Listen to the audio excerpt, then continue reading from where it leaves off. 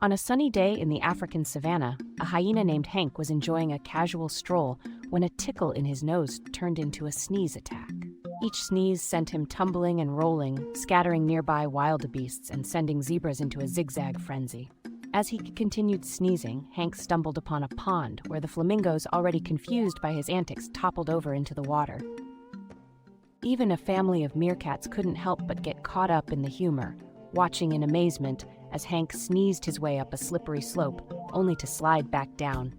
Eventually, the hilarious havoc settled as his sneezes subsided, leaving the savannah in laughter and Hank with a reputation as the sneezing spectacle of the plains.